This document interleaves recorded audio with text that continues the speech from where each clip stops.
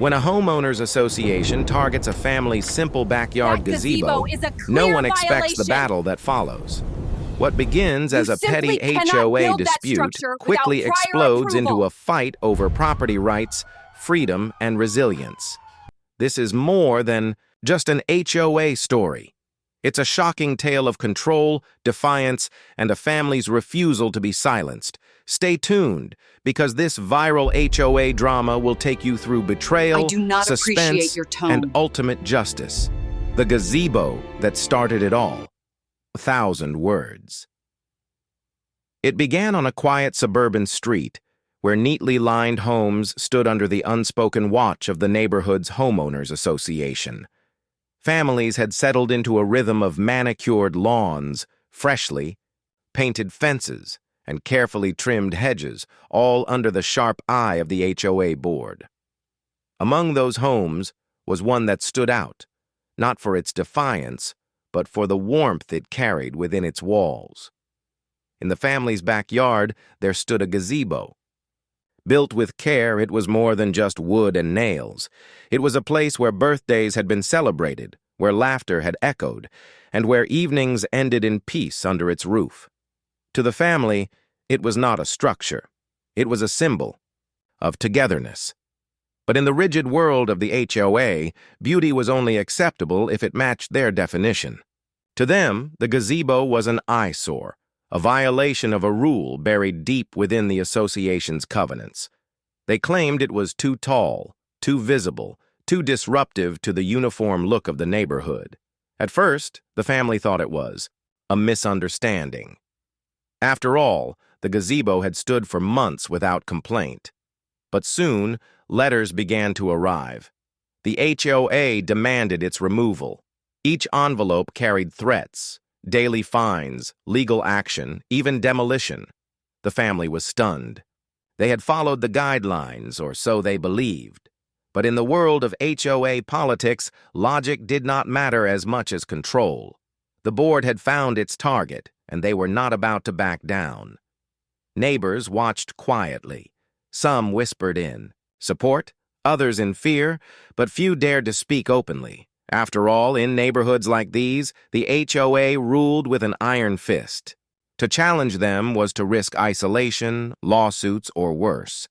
Still, the family refused to see their gazebo as a crime.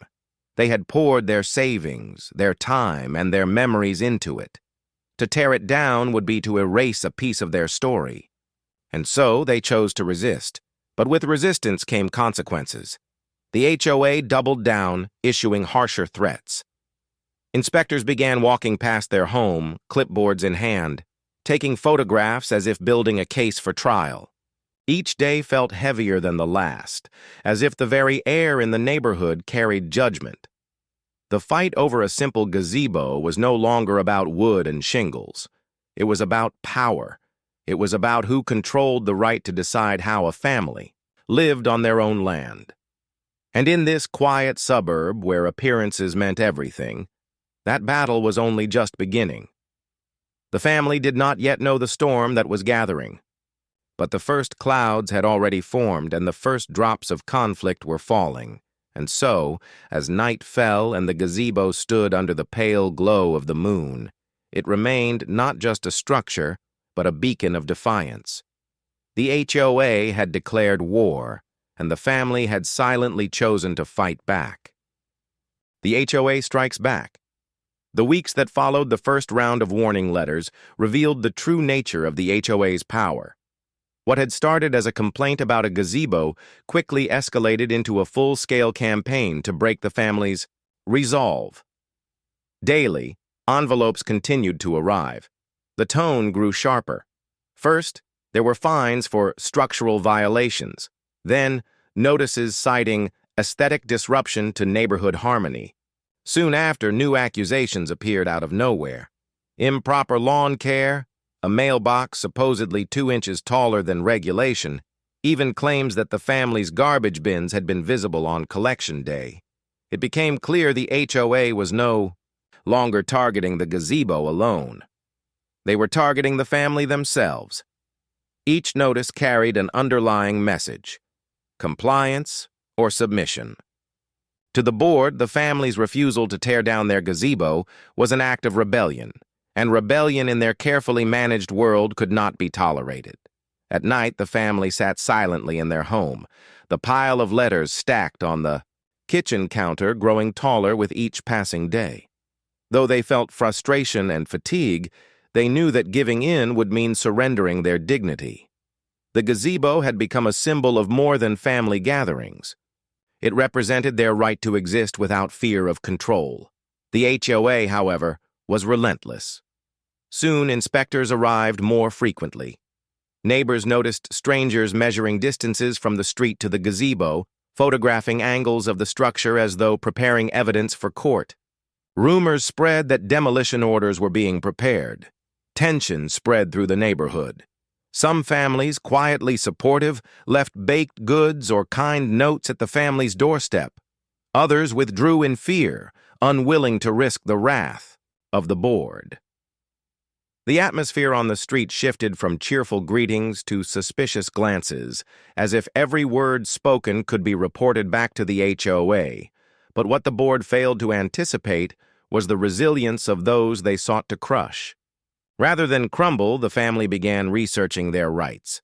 They pored over county property codes, read state laws on homeowners associations, and gathered evidence to counter the claims.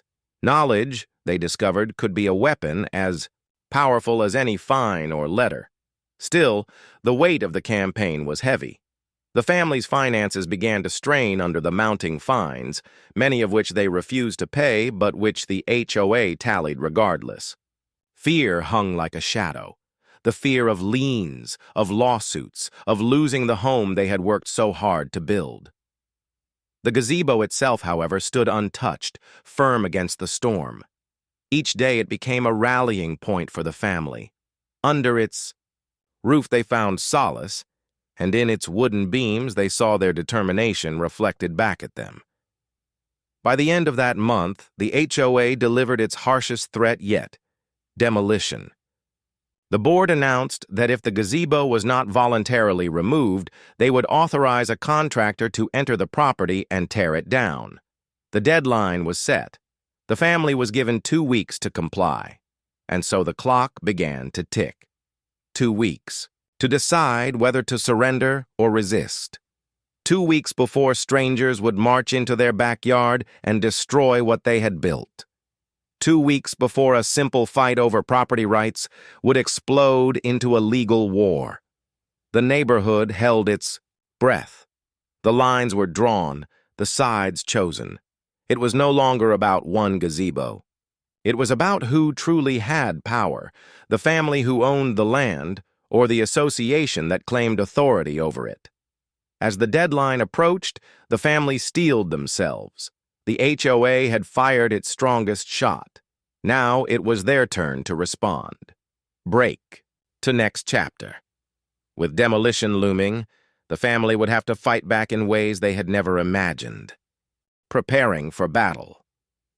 The demolition deadline became the defining countdown of their lives. Each sunrise marked another day closer to the moment the HOA would try to strip away not just a structure, but their freedom. Determination drove the family into action. They spent nights gathering documents, collecting every letter, notice, and photograph the HOA had sent. They filed these in folders, building their own arsenal of evidence. The dining table transformed into a war room, covered in papers, county records, and maps of the neighborhood. The more they researched, the more flaws they uncovered. The HOA's claims were built on vague language and selective interpretations of rules. Nowhere in the association's handbook was there a clear prohibition on gazebos. The so-called aesthetic guidelines were subjective, open to interpretation. And when the family cross-checked property codes with county regulations, they discovered loopholes, protections the HOA had either overlooked or hoped no one would notice. Knowledge became their armor. With every discovery, their confidence grew. The family reached out to legal advisors, explaining their case, and though the costs were daunting, the attorneys confirmed what the family had begun to suspect. The HOA was overstepping its authority. Meanwhile, the neighborhood continued to buzz with speculation. Some neighbors admired their courage, whispering that perhaps someone finally had the strength to stand up against the board. Others avoided them entirely, fearing guilt by association. Yet, beneath the surface, tension rippled. People began questioning the fairness of the HOA, wondering who would be the next target if the family's gazebo fell. The HOA, sensing resistance, intensified their campaign. Board members knocked on doors, warning residents about the danger of non-compliance. Flyers appeared in mailboxes, framing the family as reckless rule breakers threatening the harmony of the community. In a place where conformity was prized, the HOA painted defiance as chaos. But what they did not expect was the resilience of the family's spirit. They refused to cower. Instead, they began documenting everything publicly. Photos of the gazebo, copies of notices, and timelines of events started circulating among friends, and slowly, word began to spread beyond the neighborhood. The story of a family battling their HOA struck a chord with many who had faced similar struggles. The deadline approached, but instead of preparing to surrender, the family prepared for confrontation. They fortified their case, gathered witnesses willing to testify to the harmlessness of the gazebo, and planned to file an injunction if the HOA attempted demolition. The nights were sleepless, filled with equal parts anxiety and determination. The future was uncertain, but one truth remained steady: they would not watch passively as strangers marched into their backyard. On the final night before the deadline, the gazebo stood under the stars, calm and unmoved. Its wooden beams seemed to carry the weight of the family's defiance, as though it knew the fight it had inspired. The family stood nearby, hearts pounding, waiting for the dawn that would decide their fate. Because in the morning, the HOA would come, and the battle for the gazebo, and for freedom itself, would truly begin. Break to next chapter. The day of reckoning had arrived. What happened next would define the future of the family, the neighborhood, and the HOA itself. The day of reckoning. The sun rose on the deadline day with a heaviness that spread through every corner of the neighborhood. Curtains shifted quietly as residents peeked from their windows, waiting to witness what was about to unfold. The HOA had promised action, and the family had promised resistance. It was no longer a private dispute. It had become a community spectacle. By mid-morning, a contractor's truck rolled down the quiet street, its rumble breaking the uneasy silence. Behind it, HOA board members arrived, clipboards in hand, their expressions cold and certain. To them, this was a show of authority, a demonstration to remind every homeowner who truly ruled the neighborhood. The family, however, was ready. Their documents were stacked, their evidence prepared, and their attorney alerted. They had not slept much the night before, but exhaustion was masked by the adrenaline of resolve. The gazebo stood as it always had, calm and sturdy, while the air around it carried the weight of confrontation. The contractor hesitated as he stepped into the backyard. He had expected compliance, not defiance. But instead of an empty lawn waiting for demolition, he found a family standing firmly in front of their gazebo, arms crossed in silent protest. It was clear they were not about to step aside. The HOA board members barked orders, citing rules and claiming authority. They pointed to their documents, waving them as if they were weapons. But for the first time, they faced resistance backed by more than emotion. The family produced their own stack of papers, county codes, legal provisions, and highlighted clauses that undercut the HOA's claims. The contractor paused, caught between conflicting commands. He was no lawyer, no judge. What he saw was a standoff that went far beyond his role. To tear down the gazebo under these conditions could mean legal consequences for him as well. Slowly, he lowered his tools and stepped back. The HOA board members grew restless. Their plan had been to overwhelm with force, to intimidate into submission. Yet the family's preparedness had shifted the ground beneath them. Now, the board faced the possibility of being exposed, of having their overreach documented, of their authority questioned not only by one family, but by the entire neighborhood. Whispers spread among the watching neighbors. For months, fear had silenced them. But seeing one family resist sparked something deeper. The realization that the HOA's power was not absolute. The structure they had feared for so long could be challenged. The board, frustrated and cornered, retreated for the moment, claiming the matter would be taken to court. But the damage to their image was already done. What was meant to be a show of dominance had turned into a moment of hesitation, a crack in the wall of their control. As the contractor's truck rolled away and the HOA members stormed off in anger, the family exhaled for the first time in hours. The battle was not over, far from it. But they had won the first clash. The gazebo still stood, untouched. And the neighborhood had seen that defiance was possible.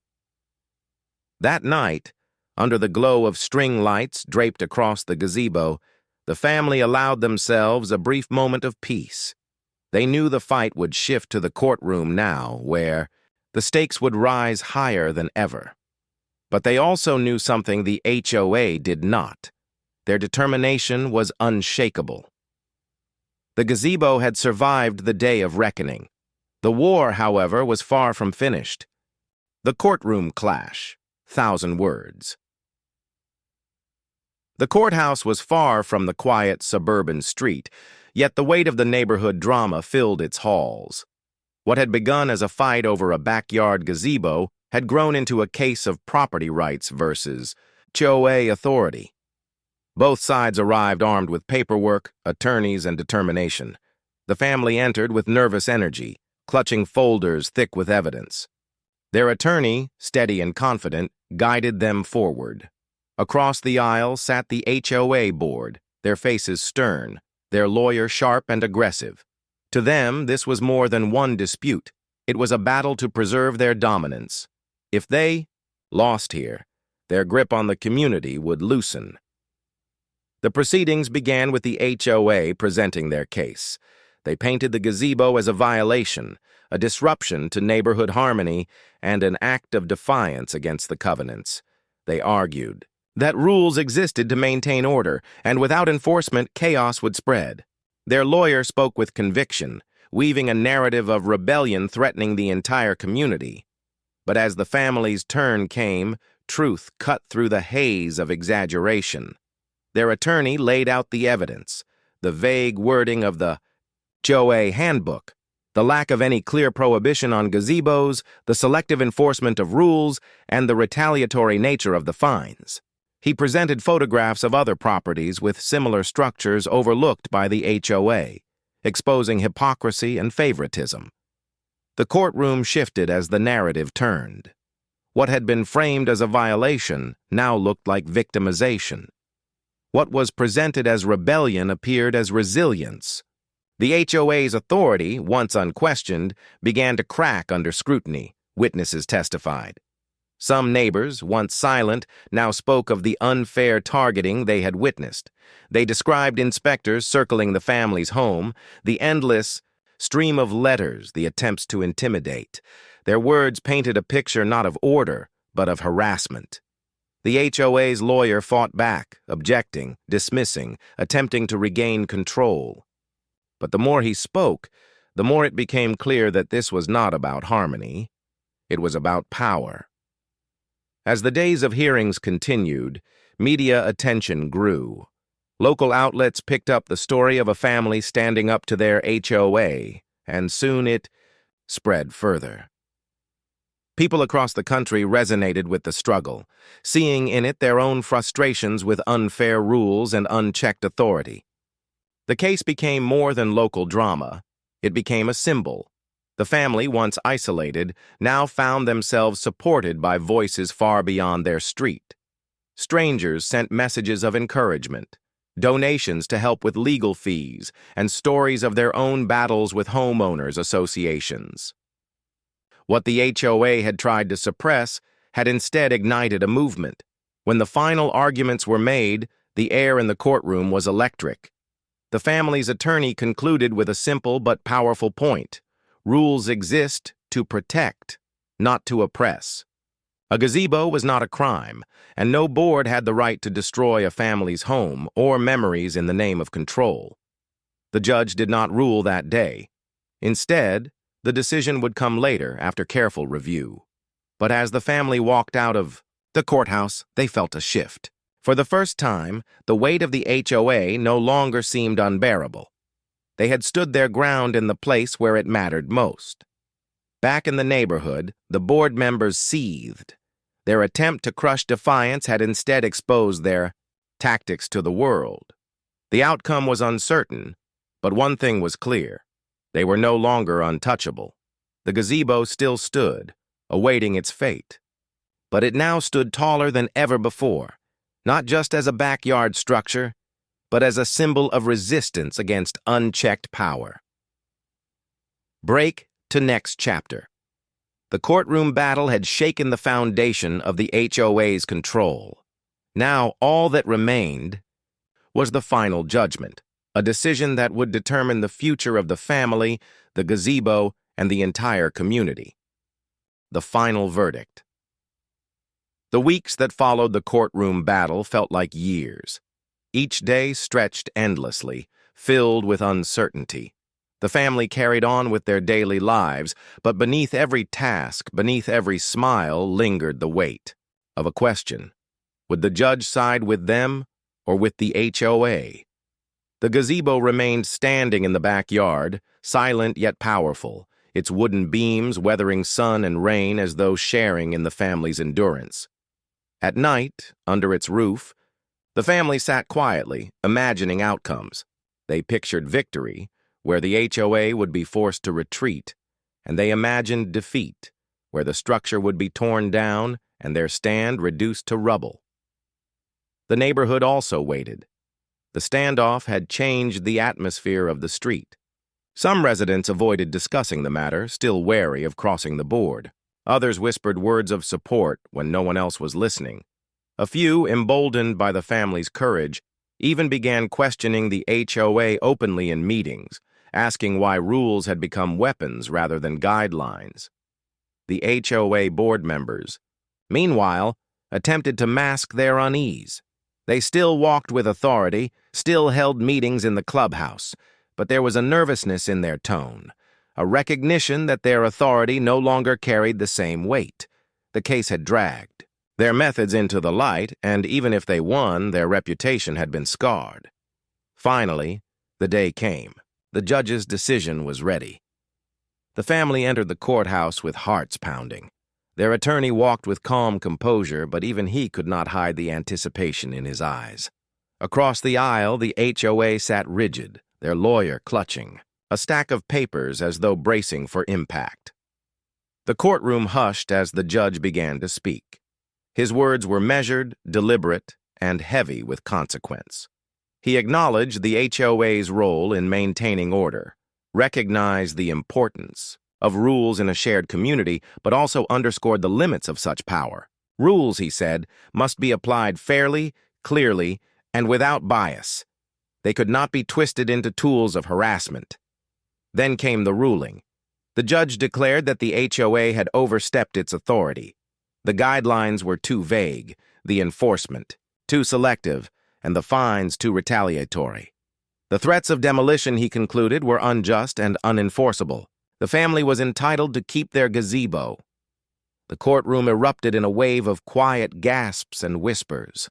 The family's attorney placed a reassuring hand on their shoulder, while the HOA board members stiffened in shock. Their strongest weapon had been stripped from their hands, and the family they sought to crush had triumphed. Tears welled in the family's eyes as relief washed over them. It was not just about winning a case. It was about proving that even in the face of intimidation, resilience could prevail. News of the verdict spread quickly, first through the neighborhood, then through local outlets, and finally across the country. The story became a symbol of ordinary people standing up to overreaching authority. Letters of congratulations poured in. Strangers cheered from afar, inspired by the simple defiance of a family who refused to give up. Back in the neighborhood, the gazebo became more than a structure. It became a landmark, a reminder of what courage could accomplish. Neighbors who had once stayed silent now stopped by to offer kind words. Some, emboldened by the victory, began organizing to demand more transparency and fairness from the HOA. The board, once feared, now faced scrutiny like never before. The family's life returned to a semblance of normalcy, though nothing was truly the same. They still received mail, but the letters were no longer threats. Their lawn, their mailbox, their garbage bins, all the petty complaints suddenly ceased. The HOA, humbled and weakened, chose silence over further confrontation, yet the most profound change was not in the rules or the board. It was in the hearts of the family themselves. They had faced intimidation, isolation, and the threat of losing their home, yet they had emerged stronger. The gazebo, once only a place for birthdays and quiet evenings, now stood as a monument to their fight. As months passed, seasons shifted. The gazebo saw spring blossoms, summer barbecues, autumn leaves, and winter snow. Children laughed beneath its roof, neighbors gathered in its shade, and the family cherished every moment they had defended. The story of their battle continued to circulate, inspiring others far beyond their street. Across the country, families wrote of their own struggles, with homeowners associations, many finding courage in this one victory. What began as a fight over wooden nails had become a rallying cry for property rights and personal freedom. One evening, as the sun dipped low and painted the sky with streaks of gold, the family sat together in the gazebo once more. The fight was behind them, but the memory remained.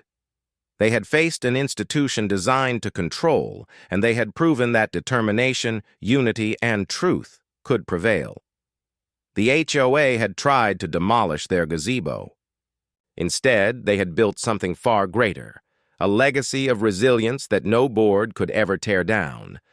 And so the story ended where it began, in the backyard, beneath the roof of a simple wooden gazebo, a structure that had survived not just storms of weather, but storms of power, politics, and fear, a structure that stood, unbroken, as the ultimate symbol of defiance.